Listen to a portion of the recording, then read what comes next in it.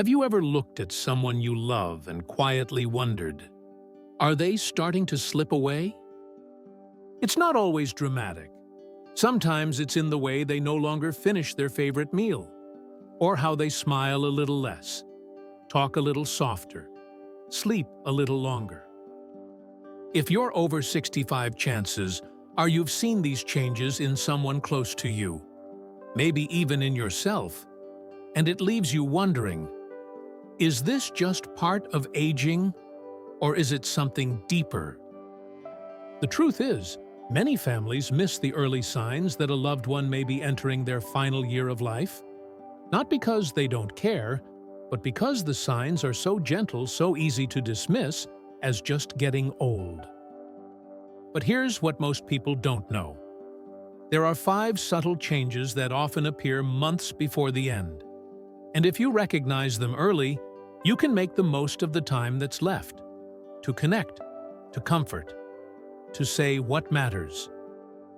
In today's video, you'll learn how to spot these signs, and more importantly, how to respond with love, understanding, and peace. The 5th sign especially will change how you think about final goodbyes. If you're new here, welcome. This channel is where we talk about graceful aging, gentle caregiving, and living with meaning no matter your age. Please hit the subscribe button and let us know in the comments where you're watching from. We read every single one. Are you ready? Let's begin with the first quiet sign that most people overlook. Margaret had always been the heart of Sunday dinners. At 81, she still made her famous pot roast served with buttery mashed potatoes and a slice of lemon pie. But over the past few months, her son David began noticing something odd. She'd make the food, but barely touch it. Sometimes she'd skip lunch entirely. Other times, she'd push her plate away after just 2 or 3 bites. At first, David thought it was just a change in taste. He offered new recipes, lighter meals, even her childhood favorites. But nothing seemed to spark her appetite. She'd simply smile and say, "I'm just not hungry today." What David didn't realize is something many families miss. Margaret's loss of appetite wasn't a sign of stubbornness. It was her body's quiet way of preparing for a natural transition. You see, when the body nears the end of life, it begins to shift its focus. Energy once used for digestion is slowly redirected toward essential functions like circulation and breathing. That's why even favorite foods lose their appeal. It's not depression. It's not side effects from medication. It's biology. According to research from Johns Hopkins Medical Center, a noticeable decline in appetite can occur 6 to 12 months before passing. And this doesn't mean something is wrong, it means the body is gently slowing down. But how do you tell the difference between normal aging and something deeper? Pay close attention to patterns. If someone once loved chocolate cake and now turns it away without explanation, if they lose noticeable weight over a few months, if eating seems more tiring than enjoyable, these may be signs that the body is quietly preparing for its final chapter. So what can you do? Start with compassion.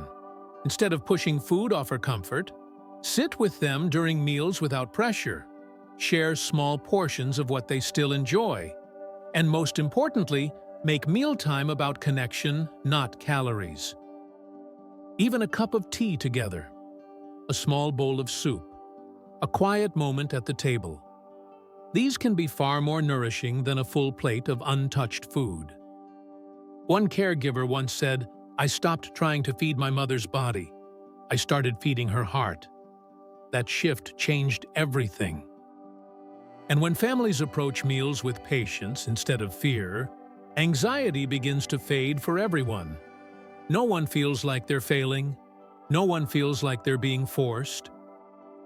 Margaret eventually found joy again in simple things. A bite of soft fruit, the smell of her favorite herbs, and most of all, the warmth of David just sitting beside her. So if you've ever felt frustrated when a loved one won't eat, pause for a moment.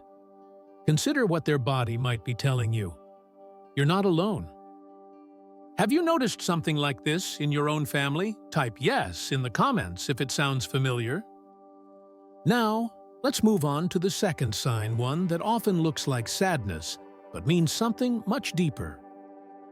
Tom was never short on words. He was a retired professor, 84 years old, and could talk for hours about books, politics, or the Yankees. His daughter Melissa loved their weekly phone calls. They'd laugh, reminisce, debate. Sometimes both ended in tears, but always in love. But lately, something shifted. The calls grew shorter. Tom didn't ask about her job anymore. He gave one-word answers, and during visits he seemed there, but not fully.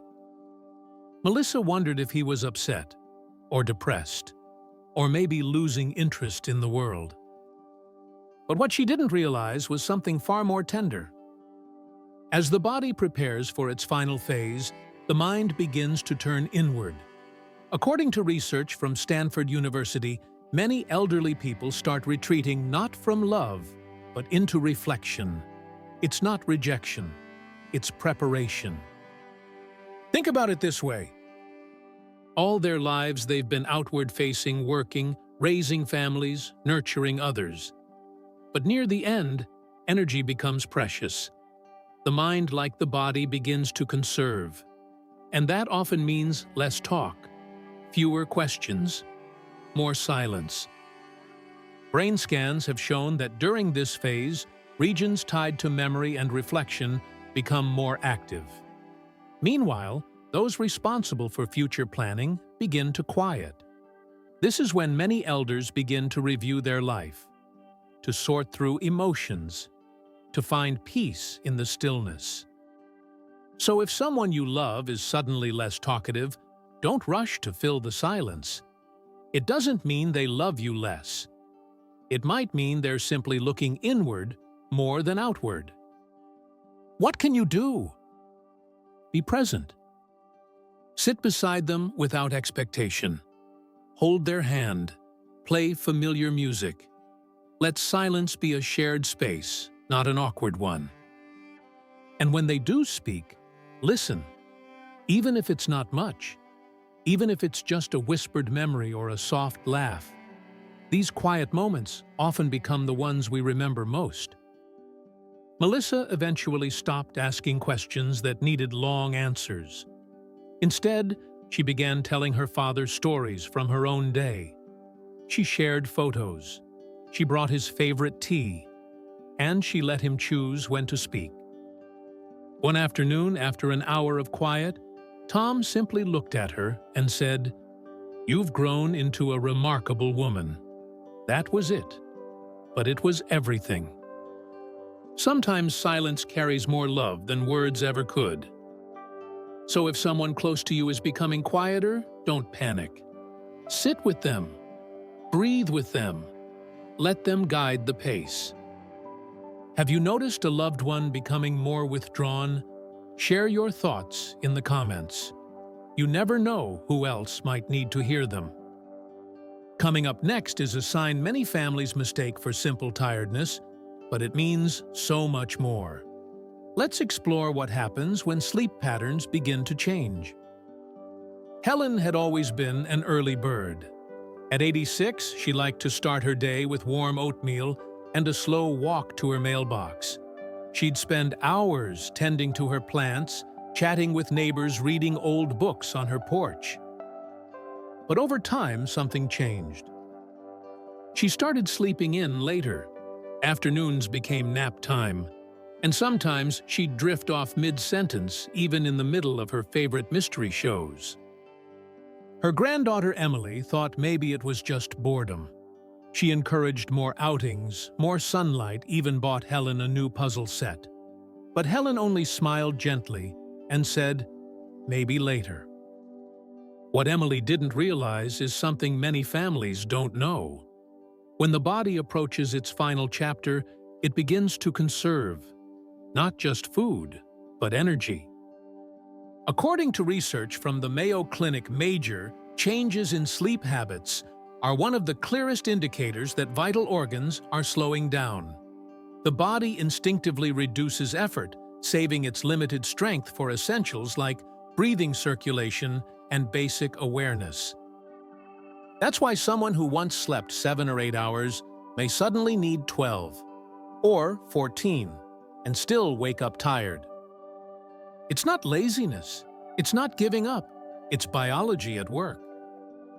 And here's the thing, these changes can start 6 to 18 months before death. They arrive slowly, quietly, until one day you notice that reading a chapter is too exhausting, or that walking to the kitchen feels like climbing a hill. So how can you tell the difference between normal fatigue and something deeper? Look for patterns. Do they fall asleep during conversations they used to enjoy? Do hobbies that once brought joy now feel like a chore? Do they cancel visits, not because of mood, but because of energy? These signs may mean their system is winding down gently. And that knowledge can be powerful, because when you understand what's happening, you stop pushing and start supporting. Here's how. Begin by matching their rhythm, not yours. Schedule conversations or visits when they're most alert, usually mid-morning or early afternoon. Keep interactions short but meaningful. Bring warmth, not pressure. Sometimes just holding their hand during a quiet moment can mean more than hours of talking. Emily learned to treasure her grandmother's wakeful hours. She'd come by just before lunch, bring flowers, and sit quietly by the window while Helen rested. They didn't do much, but they were together. One day Helen whispered, "You make these mornings beautiful." It was enough. Remember this, when energy becomes scarce, presence becomes everything. You don't need to fill time with activity. You only need to be there fully. Have you ever experienced this with someone you love? Type yes in the comments if you've seen this shift in energy. In the next part, we'll explore one of the most unexpected but beautiful signs when someone nearing the end begins to speak with clarity, peace, and emotional wisdom. It's a moment many never forget. Frank had always been a worrier. Even in his 90s, he'd stress about the bills, about politics, about things no one could really control. He carried regrets like heavy stones, mistakes. From his youth, harsh words he once said, opportunities missed. But something shifted near the end. One day, his daughter Laura came to visit, and instead of listing his usual complaints, Frank took her hand and said, "I'm proud of the life we've built, and I'm ready to rest." It stunned her, not because it was sad, but because it was peaceful. She started noticing more changes. Frank stopped obsessing over the news. He spoke with gratitude about simple things, the sound of birds in the morning, his favorite memories from childhood. He forgave old wounds, even ones that had gone unspoken for decades. And he began talking about death not with fear, but with acceptance. This is what psychologists call transcendent acceptance. It's a natural process observed in many nearing the end of life. According to Harvard Medical School, the mind sometimes reaches a state of deep clarity as it prepares to let go. Long-held anxieties seem to fade. Spiritual awareness rises regardless of religious beliefs. The focus shifts from future worries to present peace. It's not always obvious, but it often appears in the form of sudden calm, unexpected forgiveness, or quiet wisdom. So how can you recognize this moment? Pay attention to emotional shifts that feel out of character, but in a good way. Someone who once dwelled on regrets may suddenly speak kindly about their past. They may express love more openly, or bring up the idea of death gently without sadness. These moments aren't cause for alarm, they're invitations. Invitations to listen, to sit with them in peace. to let them speak freely without changing the subject or trying to cheer them up. One of the most loving things you can do is to receive their clarity as a gift, not something to fear, not something to fix, just something to hold. Laura at first didn't know what to say, but she realized she didn't have to say much. She just listened. And Frank shared stories he'd never told. He spoke about the girl he almost married, the time he lied to his father, the moment he realized he was proud of the man he became. It was like watching someone unpack their life with care, gently, lovingly. By the end, Laura wasn't afraid. She felt honored to witness her father finding peace, to be part of his final healing. If someone you love begins speaking this way, take a deep breath. You don't need the right words, you just need to be present. Have you ever seen someone find this kind of peace near the end? If so, leave a comment below. Others might find comfort in your story. In the next part, we'll talk about one of the most surprising signs, the sudden return of energy, alertness, and personality. It feels like a miracle, but it often means the final goodbye is closer than we think.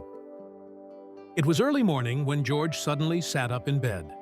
He hadn't spoken more than a few words in days. His daughter Renee had already begun preparing for his farewell. But that morning, something incredible happened. He asked for pancakes. He cracked a joke. He told his grandson, "You'll do great things, kiddo." His voice was clear. His smile was real. And for a few precious hours, it felt like George had returned. Renee felt a spark of hope. Maybe he was getting better. But later that evening, a nurse gently explained what was happening. This moment, this beautiful temporary return, is something many families experience, and it's called the final rally. According to the National Institute on Aging, as many as 70% of people experience a brief surge of energy, clarity, and engagement within 48 to 72 hours before death. Science doesn't fully understand why, but hospice workers see it often. They call it the body's final gift. It's as if the body knows the end is near, and it releases its last reserves of energy to give everyone one more moment, one more connection, one more goodbye. The effects can be dramatic. Someone who's been unresponsive may speak again. Someone too weak to eat may ask for a favorite meal. They may share memories, express love, or laugh again like they haven't in weeks. And this is where families often feel conflicted, because it feels like hope, but it's often a signal, a sign that time is running out. So what should you do? Be present. Drop everything if you can. Call family members who need to be there. Create a peaceful, loving environment. Turn off distractions. Hold their hand. Tell them what's in your heart. Because this moment, this burst of light is precious, and it doesn't last long. Renee did just that. She gathered her siblings, played George's favorite music, and lit a candle near his bedside. For the first time in weeks, they sat together and laughed. George spoke softly, but with purpose. And before the night ended, he said, "I love you all. I'll always be near." By morning, he had quietly passed. And though their hearts were heavy, Renee later said, "It was the most beautiful goodbye I never expected." If you ever see this surge of energy in someone you love, don't wait. Treat it like the moment it is. Sacred, final, full of meaning. Have you ever witnessed something like this?